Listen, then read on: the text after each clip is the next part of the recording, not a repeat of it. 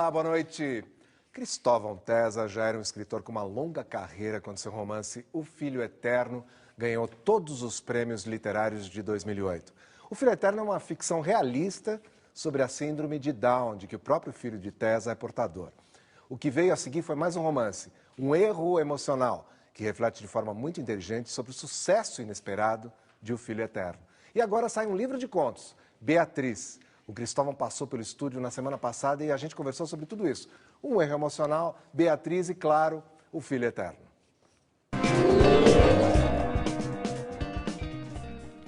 Bom, eu tenho aqui do meu lado o escritor Cristóvão Tesa, que está lançando este livro de contos aqui, chamado Beatriz. Tesa, Beatriz é um livro de contos. Um livro de contos é uma coisa rara na sua carreira, né? Você só tem um exemplar de contos ali bem no comecinho, né? É verdade. O primeiro livro que eu escrevi foi e publiquei em 70 e 80. A Cidade Inventada era de contos. E hoje eu corro nos sebos assim atrás para recolher os que estão circulando. Parece o Salinger correndo atrás dos livros que ele... Mas o que você acha que tem de ruim nele, assim, nesse primeiro livro? Não, era um livro de formação, um livro hoje eu relendo, eu não me reconheço mais ali, eu estava só aos pedaços ainda, né?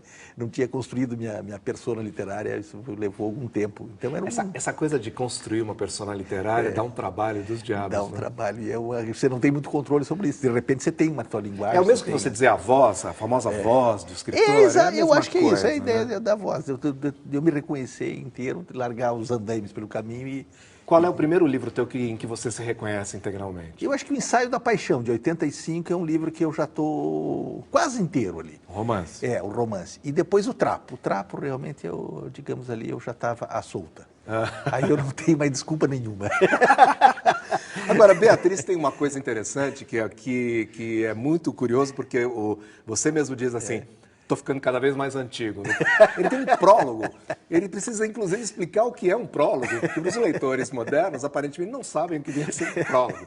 É uma introdução que ele faz, e é muito curioso, porque você deixa ali exposto o seu método de trabalho, de alguma forma. Talvez não tanto o método de trabalho, mas o método de construção de personagem, o que dá um gosto especial ali para aquele texto. Por que você resolveu escrever esse prólogo? Olha, uma das coisas, porque é um livro muito diferente dos livros, porque eu comecei, depois do Filho Eterno, eu comecei a escrever alguns contos, uma série de contos com a mesma personagem. Um desses contos, um erro emocional, virou um romance autônomo, ele cresceu, eu fiquei um ano... Um erro emocional, que é este outro livro aqui, exatamente. Tá comigo, olha, vou mostrar para cá. Este livro, então, na verdade, ele começou como um conto, em que a personagem Beatriz... Exatamente. O primeiro projeto meu era um livro de contos em torno da personagem Beatriz. Só que um dos contos eu senti que ele estava extravasando. Eu disse, isso aqui é mais, já é um romance, já tem uma complexidade aqui no encontro da Beatriz com o Paulo Donetti. E eu esqueci os contos e fui tocando o romance. Publiquei antes. Então sai o primeiro erro emocional, logo depois do Filho Eterno, que é uma tremenda responsabilidade, exatamente. Né? Ele aparece ali naquele momento e depois você retoma os contos. Depois eu retomo, porque eu já tinha contratado o seu editor, o livro de contos, eu organizei. E aí, esse ano que eu passei escrevendo, estou terminando agora um ensaio sobre a prosa, com toques autobiográficos da minha formação de escritor. Me deu aquele estalo, disse, isso aqui eu queria conversar com o leitor sobre essa formação desses contos, sobre a construção da personagem, quer dizer, eu achei que era uma maneira de apresentar o livro, e até pelo inusitado de eu escrever um livro de contos, que eu sou um contista bissexto, uma vez a cada 3 anos. Curioso, né, Cristóvão, porque você, na verdade, começou a escrever naquele momento em que o Brasil vivia um boom dos contos, né? É verdade. O conto, olha, vocês podem não acreditar nisso, mas o conto já foi uma coisa muito, muito prestigiada nesse país, né? Havia concursos importantes, inclusive do Paraná. Exatamente, né? Eu lembro de 2 concursos fantásticos ali no final dos anos 60, 68, 69, 70, e 2 contistas que apareceram, explodiram no cenário brasileiro, que estão até hoje, Dalto Trevisan e Rubem Fonseca. Exatamente. Eles eram 2 referências nesses momentos, na virada dos anos 70. Então havia um exemplo ali a ser seguido de alguma forma, né? Caminho era um tipo ali, né? pela própria extensão do conto, ele é uma espécie de porta de entrada para a literatura, né? Primeiro a poesia, talvez, e o conto é o primeiro... é difícil alguém dizer, eu vou escrever um romance já de cara, você, né, exercita, você vai contos, histórias curtas. É?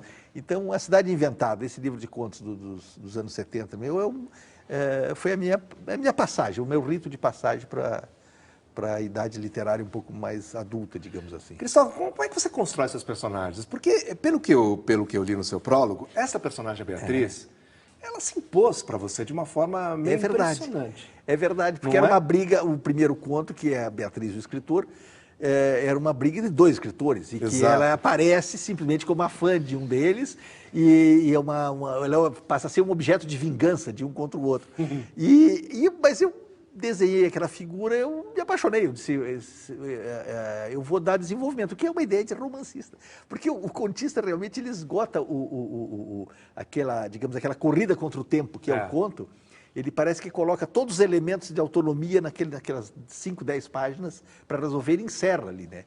E parece que quando eu escrevo um conto sempre fica um resíduo que eu preciso retrabalhar, ou que eu preciso aumentar.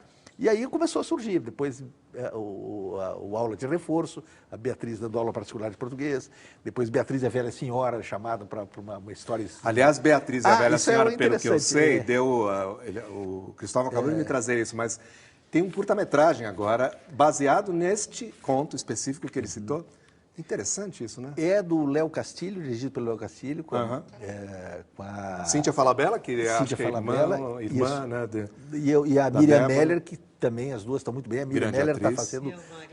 ela faz a Velha Senhora impressionante, realmente. Eu gostei muito do filme, a adaptação ficou muito legal. Cristóvão, você enxerga o personagem? Ele tem ali digamos, uma coisa física, assim, você vê a Beatriz, o jeito que você descreve a Beatriz, os olhos muito verdes, assim, você, de fato, cada leitor deve ver de uma forma, mas o que você vê é o que te dá gás para produzir todos esses contos, assim, em sequência, essa coisa física, essa coisa... Eu sou um escritor materializada, vamos dizer imagético, assim. né? Diz que tem escritor que você lê 5, 6 páginas e não vê nada. Você passa só no estado mental abstrato. Aliás, um procedimento bem moderno. Você vê. No meu caso, não. Eu brinco dizendo assim, eu só escrevo aquilo que eu vejo. Então, a minha literatura tem muito de imagem, tem muito de visual.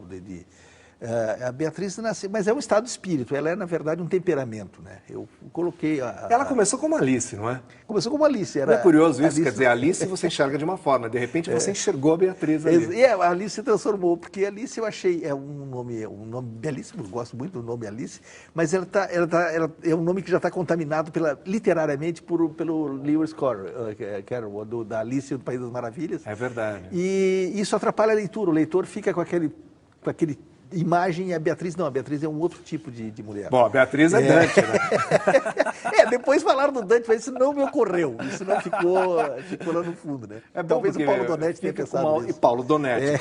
Donetti é outro, que ele começa como Antônio, né? O Antônio Donetti é um momento, personagem, né? lá do Ensaio da Paixão dos anos 80.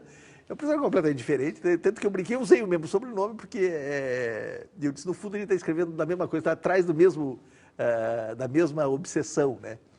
E aí eu até brinco, não, talvez seja um sobrinho daquele outro. Mas essa persona do escritor, da figura do escritor, vários romances meus trabalham isso. Que são, como eu digo lá no prólogo, são personagens que não sendo eu mesmo, eu não me confundo com eles, mas eles falam de coisas que me interessam.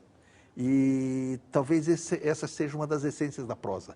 Quer dizer, a prosa é um tipo de experiência, ela é um troca entre a voz que escreve e a voz que lê, e você tem um mundo de realidades difíceis entre um e outro.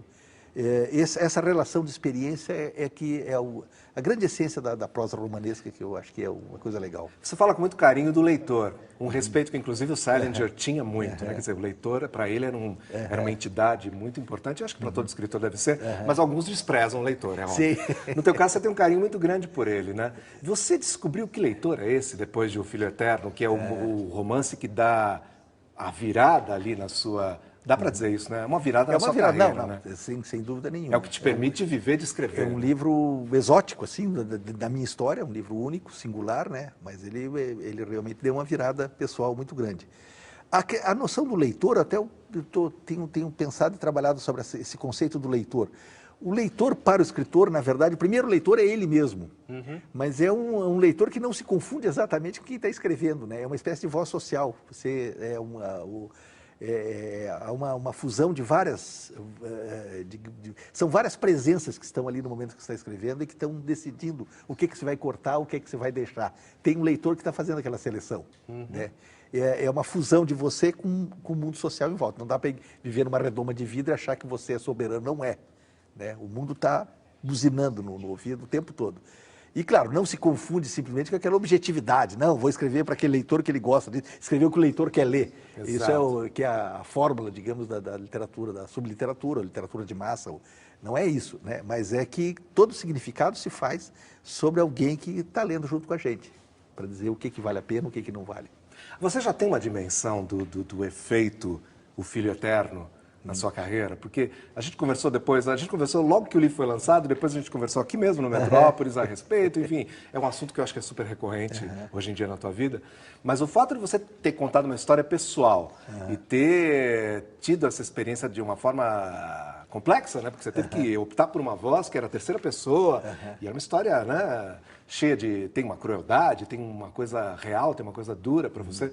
Você tem dimensão do efeito disso tudo? E como é que você chegou em outras pessoas da forma que você chegou?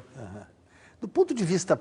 Bom, do ponto de vista prático, realmente me deu as condições de me virar por conta própria, digamos assim, como escritor. Né?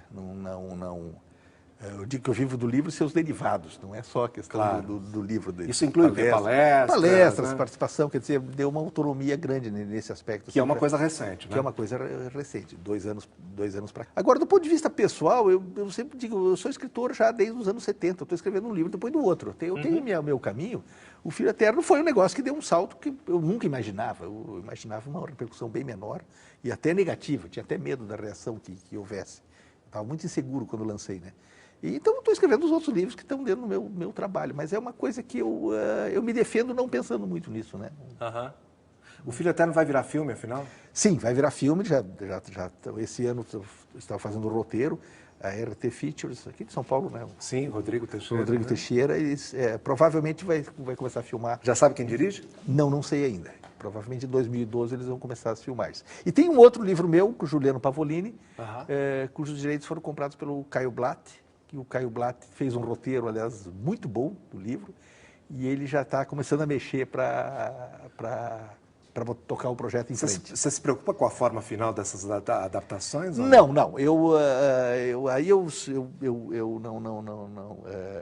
Não me preocupo com isso pelo seguinte, a minha obra é um livro, eu sou um escritor, o meu trabalho é literário. O diretor pega isso aí e faz uma outra obra, que é o filme, né?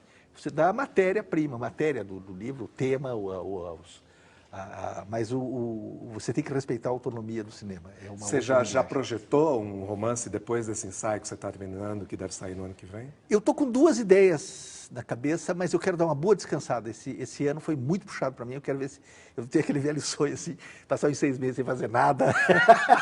A doce ilusão. A doce ilusão, dormir até as 10 horas. Tá? Mas você acha que isso é produtivo no final das contas, Cristóvão? Será? Ficar sem fazer nada? Não, o escritor precisa de ócio. Eu sinto uma falta terrível. Você precisa fazer nada. As melhores ideias que eu tenho é fazendo nada. Né? Muito bom, muito bom. Então, a partir disso, quem sabe uma dessas 2 ideias vire um novo livro. Isso, vamos tocar para frente. Bom, por enquanto, olha, recomendo vivamente a leitura de Beatriz. Está aqui, olha, um novo livro do Cristóvão Tesa e que tem os incríveis contos que não são comuns na carreira dele. Prazer ter você aqui. Obrigado, viu, Cristóvão? Prazer todo meu. Muito obrigado. Bem-vindo. A seguir, nas notícias do Metrópolis, a morte do cineasta britânico Ken Russell, diretor de Mulheres Apaixonadas, e Tommy, a ópera rock composta pelo The Who. Até já.